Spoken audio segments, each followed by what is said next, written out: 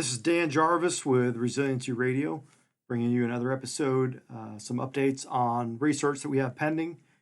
Just got some fantastic news. We collected data on 66 children ages 4 to 17. So we're not talking military, we're not talking veterans, we're not talking first responders, we're talking kids. So 66 of our children all had clinical post-traumatic stress disorder.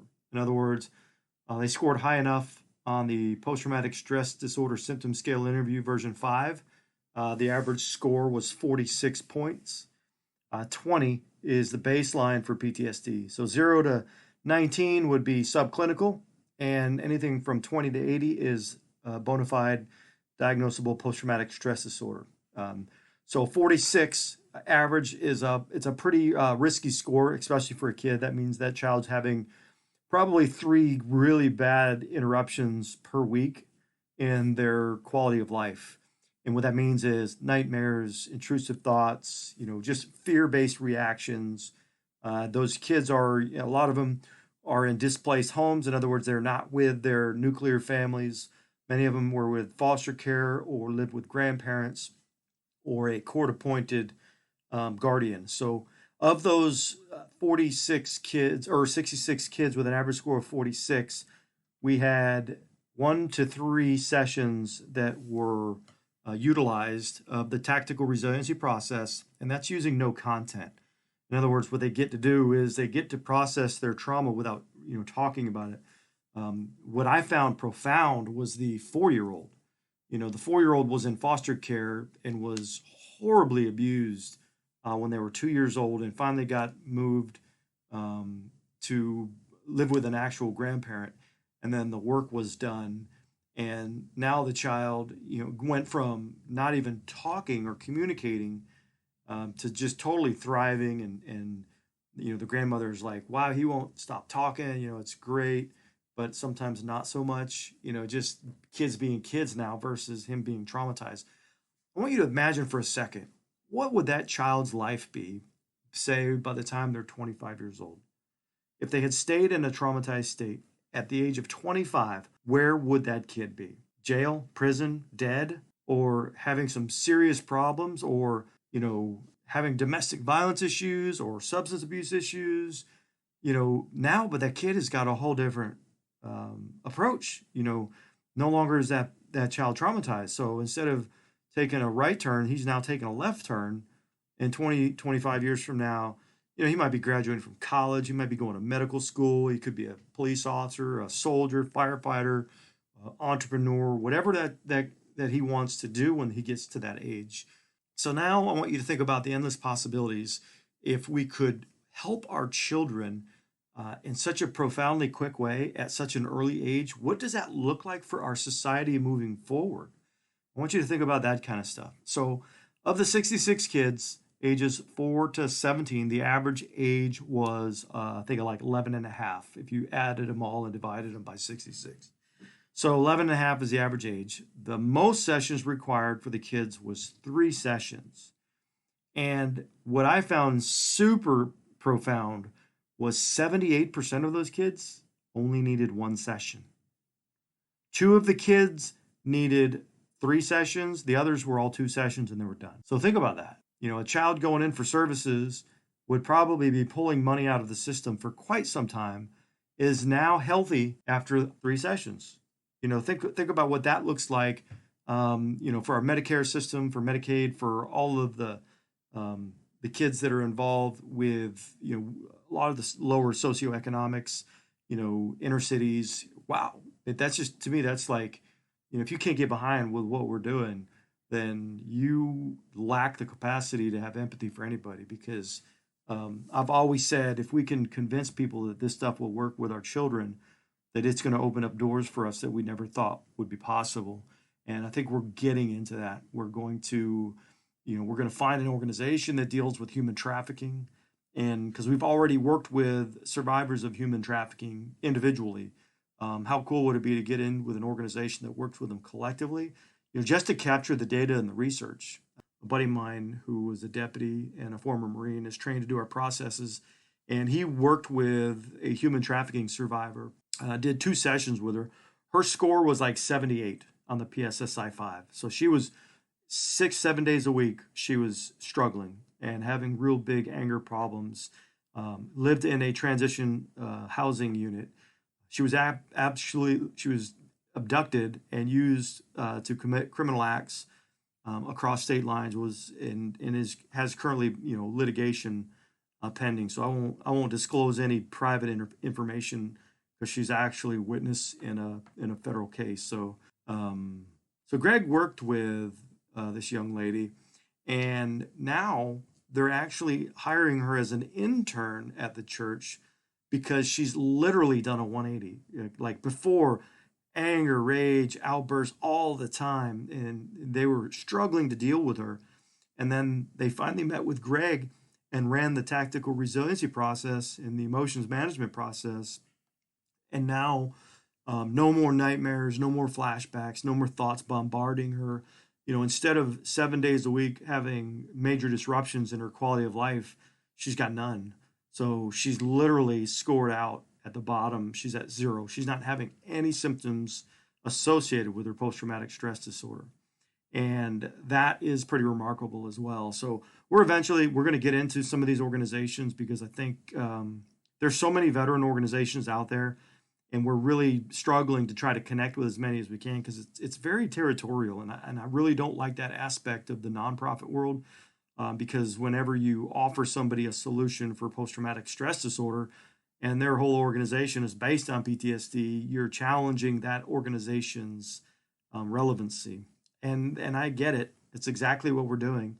Our objective is to make 22-0 irrelevant. We don't want to exist. And our goal is to close the doors, turn off the lights, and go on to a totally different mission. But now that we're actually kind of creeping out into other areas, first responders, corrections, we're looking at nurses, doctors, hospitals, things of that nature, working with those communities. And then, we're working now also with licensed mental health counselors. We have a standing rule out there. If you are a licensed mental health counselor and you've got trauma, like a lot of trauma, because so many go into that profession seeking to help others because of their own struggles. If you're a licensed mental health counselor, a psychologist, and you got trauma and you want to get rid of it, we will clear you for free, but there is a catch. You have to pay to take the training so that you can bring this skill to your community. The biggest problem that we do run into is a paradigm, the belief structure that PTSD is not solvable. And that is a problem throughout Western medicine because if you look at Western medicine and you look at, what motivates it, it's the dollar. So Big Pharma has done a tremendous job convincing the world that medications are needed to, take care of the symptoms associated with post-traumatic stress disorder. So we get a lot of resistance. People are like, well, there's no medication, that's, and I get it. That's fine. If you want to take medication, that is your prerogative. We're not telling anybody not to. All I can say is we have men and women and kids getting off of medication for PTSD and anxiety and all of the other depressive disorders that come along with it. So sleep medication, there's one young lady I worked with who was on Ambien for 13 years. 13 years. We cleared one major traumatic event and her whole world changed. She now sleeps normally. She doesn't have to take the Ambien to actually go to sleep at night. I can't even imagine. I took Ambien for like 2 weeks when I was in Afghanistan, and you can have that stuff. There is absolutely no way I would want to be on that for 13 years. I couldn't even stand it for 2 weeks. So that's the world that we're up against. The paradigm is you can't fix PTSD. You can't do it. So all I would say to those naysayers out there that say we can't, just get out of our way so we continue doing what we're doing, right? Because we've already cleared over 1,200 people as a nonprofit that had post-traumatic stress disorder that no longer has it. That's real, honest to goodness people. I think we're at 1,282. And I actually have to update our website because we have to add 6 more from this week. So we're literally 1,288. Yeah, 1,288. So real people having their lives changed and putting them back on path and back on purpose and back on mission. That's what we're doing. We're putting people back on the mission that they were meant to do in this world. There's no reason for you to struggle and suffer with PTSD. For your therapists out there that say you can't do it and you have it, we'll clear it. That'll change your paradigm. I promise you. That's how my paradigm got changed. When I heard the claims about the effectiveness of these types of treatments, I sat my butt in a chair and spun me around, and I had no care. Sorry, that's a play off of the Army cadence. Um, I was absolutely shocked that it worked that quickly, that effectively, that could restore sleep patterns. And I am like, why is this not everywhere? Why is this not available to anybody who needs it? My gosh, we have 11 million Americans suffering with PTSD. 11 million. And that's just those who are diagnosed. We probably double that with people who won't even go get treated. I mean, if you think about an event in your life and you get an emotional reaction to it, that's trauma. All right. For fear, terror, and helplessness, you think about it, and we call a subjective unit of distress scale, SUDS. If you're a 5 to a 10, that's a traumatic event. We can make those zeros and ones all day, every day, twice on Sunday. All right. So those of you out there who don't believe that you can fix PTSD, I promise you, we are 100% successful right now with 3 studies with 266 people, 200 adults and 66 children. All right. And that's not even counting all of those that have been treated that we haven't been capturing the data for the research. We have 2 more studies coming out, another group of 100 from the counselors, the QMHP, the qualified mental health providers, and the licensed mental health counselors. And then we have 100 going to be coming out for the peer support group, where it's peer applied versus licensed applied. And we're on track for both of those studies to be at 100%. So yeah, it absolutely sounds way too good to be true. It does. But the problem is it's not, because we can prove it. And we can prove it by sitting your butt down and running you through the process. You do the visual formats as instructed. The brain does this stuff automatically. This is based and rooted in neuroscience. The research and all of this is emerging. It's absolutely mind-blowing, pun intended. And you can literally shut off the fight or flight. You got to think of PTSD as a light switch. You're exposed to a traumatic event, you associate into it. Fight or flight engages, that's a light switch, turns on, and it never shuts off. That's PTSD, that's it. So you're always wired for the fight or flight. It's like a text message. Somebody sends you a text message and you get reactive to the message, and it's not at all what was intended in the message. Or you have a conversation with somebody, you automatically fall to a fight with somebody because your brain is hardwired for it. That's why so many combat soldiers want to go back to war, because they felt normal in a war footing because their brain was operating in the way it's supposed to. That's why your law enforcement officers and firefighters are very comfortable on the job. And the most of those folks will end up with their struggles when they retire and they slow down. We still lose more active first responders to suicide than line of duty deaths, but it doesn't compare to the suicide numbers for veterans. But I would imagine if we actually tracked first responders that were retired or no longer working in the profession, it's probably equally as high as the veteran world, if not even maybe higher. So I want you guys to really think about that. Consider what life looks like without trauma. What does life look like for you if there's no nightmares? What does life look like for you if there's no triggers? What does life look like for you if you don't have these thoughts bombarding you 24/7? What does it look like looking off on the horizon and see the sunset versus looking in the past and seeing the trauma? That's what I want you to think about. I want you to think about the possibilities. What is life like without your stuff? And the best part about what we do is we don't use any content. So whatever your trauma is, if it's childhood stuff, we don't need to know what is in your head. That is up to you. We just help your brain by allowing you to do the visual formats necessary to release the emotion from the memory.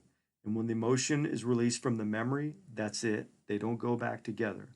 All right. So I want you to think about that. We're now offering sessions for civilians. So if you're a civilian out there and you're hearing this, there is a fee associated with it, but that money goes directly back to the nonprofit. Right now, it's $250 for one session. If it comes by way of referral, it's like $200. But I want you to think about it. Yeah, that sounds like a lot of money, but if you've been in therapy for years, you've been spending thousands of dollars, and you can be finished with 1 or 2 or 3 sessions. Like I said, the most we've had to do is 4, and that was one Marine who had some pretty complex stuff. So it doesn't matter how complex the PTSD is. It's not special PTSD. It's not what they're telling you. It doesn't make you a special person with special skills. It just means you've had a lot of trauma, and we can disconnect it all, every bit of it, every last bit of it, and get you back to sleeping healthier and being normal. And if you got a kid that's been bullied at school, or the cyberbullying, or have had to witness and experience, things that children shouldn't have to, you know, 4 years old is the youngest that we've used this process with effectively. Um, we would definitely put the children with qualified mental health professionals or licensed mental health counselors. Civilians, we can just coach you. We have ample number of resiliency coaches through 220. We'll just connect you with, and then we'll use the funds to help us advance our mission, because the biggest problem is getting the word out. So marketing is a huge part of the problem, because everything costs money, and right now it's hard for nonprofits to get a lot of those philanthropic dollars because of the COVID. But the cool thing is we're starting to get money coming in from the trainings. So if you're a counselor, you got trauma, you want to get rid of it, we'll do it for free, and then you got to pay for the training. If you are a life coach and you want to learn this skill so that you can take this to if you're a health coach or a trauma coach, you want to take this to your community, trust me, it's well worth its weight in gold. And you'll learn a couple of processes. The training for nonprofits, so that would be like veteran, first responder nonprofits, children nonprofits, churches, things of that nature, is $9.95. And if you're a for-profit entity or you're a licensed counselor, it's $1,250 for both processes. That's it. That's bare bones. It'll take 3 days. We're developing a online training so that there'll be a self-paced portion, followed up with live Zoom interaction, so you actually get to run the process and get to experience it.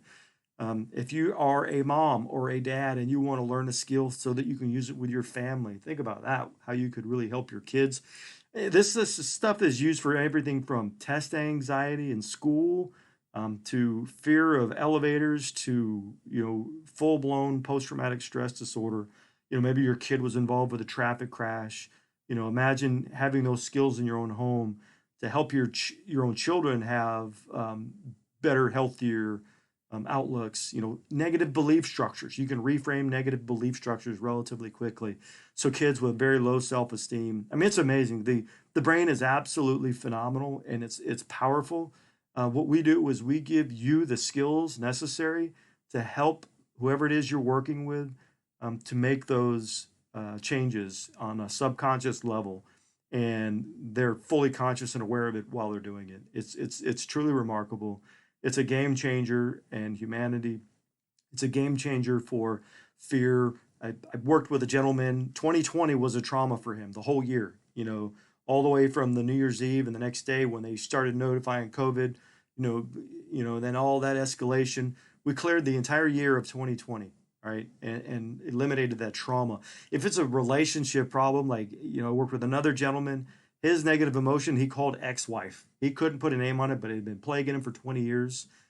Cleared that the emotion, the trauma of that relationship, to where he actually had to stay in a room with that ex-wife for 4 hours, and he said there was literally no negative emotions that popped in. He said he didn't really talk to her, but he wasn't triggered by her. She didn't bother him. He enjoyed his time with his kids, and he said it was absolutely profound. So these are the kind of things that we can work with. Give us a shout, dan@220.org. That's my email direct line. Phone number is 863-221-6304. Or if you look us up on the website, 220.org. You can send us an email that way, and we will connect you with somebody. We'll get you taken care of, get you squared away, get you back on the right path. All right, my name is Dan Jarvis. I'm the founder of 220, and I'll see you guys up on the high ground.